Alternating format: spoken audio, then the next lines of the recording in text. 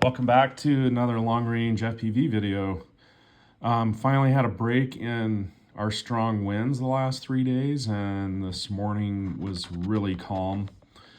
So it's so much more fun to fly fixed wing when it's calm out, because that wind really jostles you around a lot. But start out with my normal launch, and this time I'm flying over to the right side of my backyard mountains, and so I pointed my my long-range antennas tripod over to the right, and because I really haven't explored, I've been by this peak one time, but had some video issues. So I'm over to the right instead of the left. These are much closer to me, but one of the issues I have is that the intervening lower ridge lines can block the line of sight to my antenna. There you can see all the way across the valley there, but that's why I don't fly down in the valley right below my plane there. I mean, it's one of the things you have to consider when you're flying a 5.8 gigahertz video or 2.4 gigahertz control.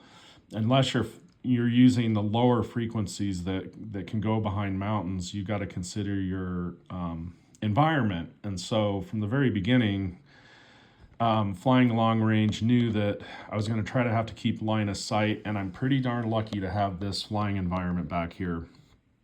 And yeah, so I'm not keeping aware of kind of where my line of sight is at all times. And yeah, you can just see how calm the wind is out here today. So I'm able to just kind of cruise around next to this peak.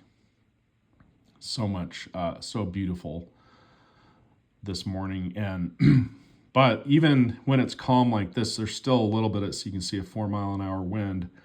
When you get right next to these ridge lines, there's some dirty air, some turbulence, and I encountered that every time I kind of passed close in through here.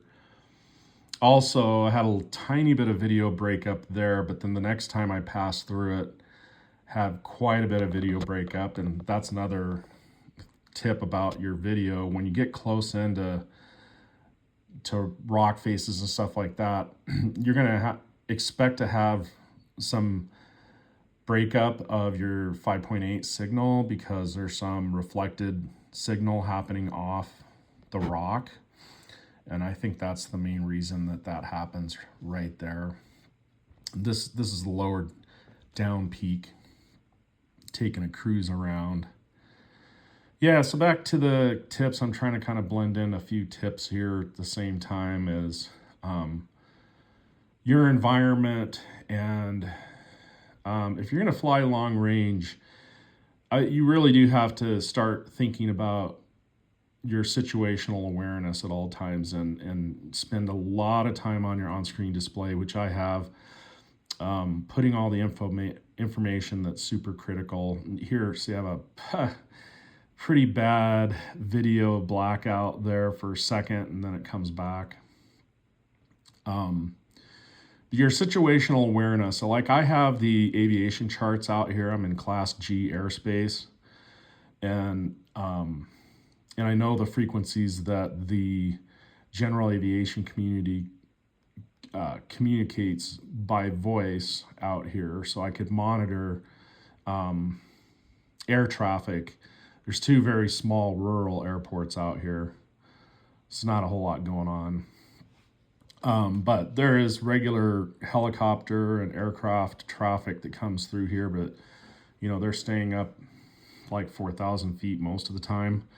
You can't assume that though. So situational awareness,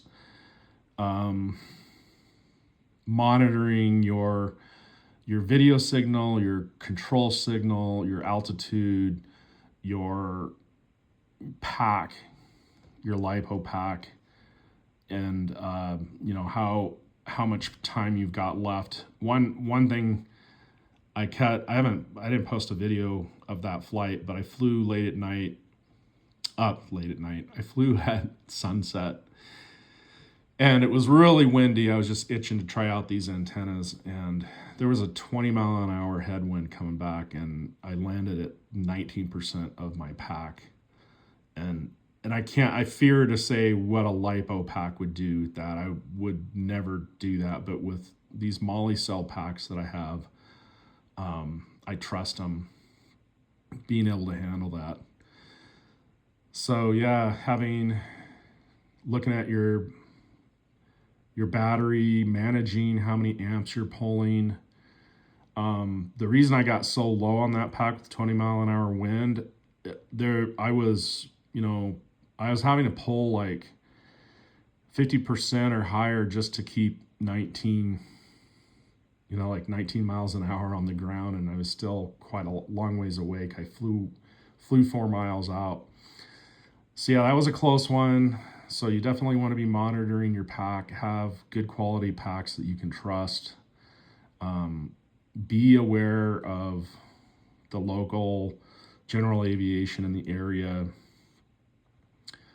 Be aware of your lines of sight. Don't fly behind mountains. Don't fly behind a lot of thick trees. One of the issues I have with my environment is my backyard. I've got a really big, thick clump of trees.